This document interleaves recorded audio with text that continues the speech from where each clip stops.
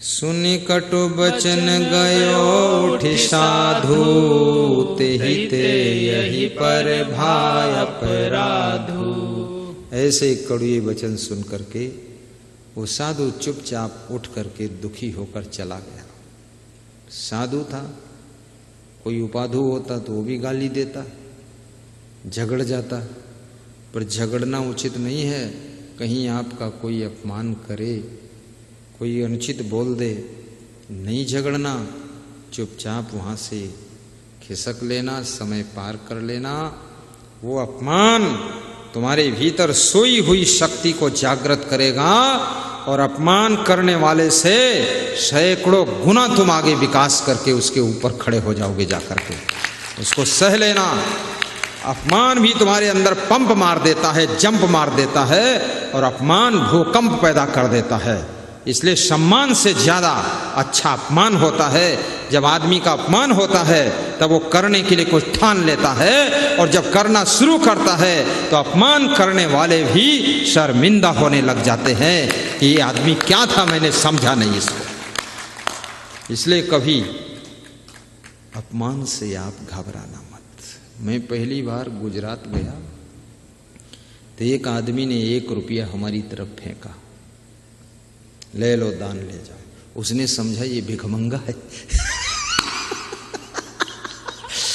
और मैं उस समय पगड़ी नहीं बांधता था, ना ये पहनता था, केवल वो कुर्ती पहनता था इनके जैसी।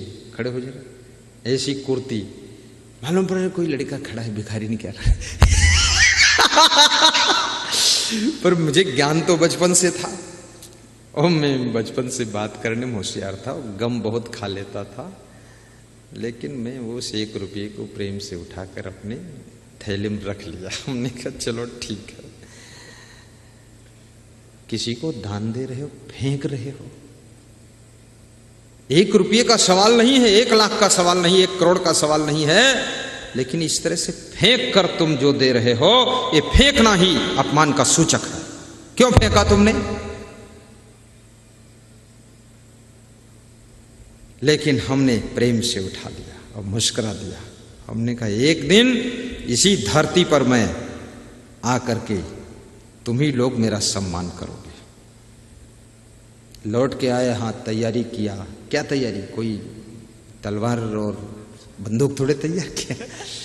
अपने ज्ञान को और परिपक्व किया, साधना को परिपक्व किया, तपस्या को परिपक्व किया, और फिर गुजरात में किया समागम।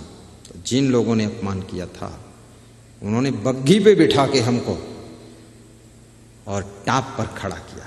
वो नहीं जानते थे वही लड़का है ये, मैं जानता था ये वही आदमी 1 रुपया फेंकने वाला, पर मैंने उसको बताया नहीं, दुख लग जाता उसको। कह रहे थे आप तो गुरु भगवान हैं। मैंने कहा मैं वही भिखारी हूं, मन मन में कह रहा था, भिखमंगा की तरह फेंका था। आपका अपमान आपको आगे बढ़ने का रास्ता भी दिखा देता है। इसलिए कोई अगर आपका अपमान करता है ना, चिंता मत कीजिए आप।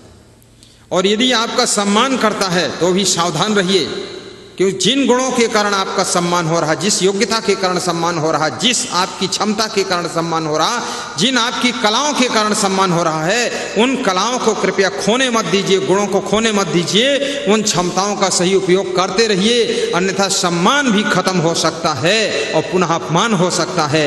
इसलिए जिन कारणों से आपका सम्मान हुआ है वे कारण हमेशा बनाए रखिए और अपनी योग्यता को कम मत होने दीजिए।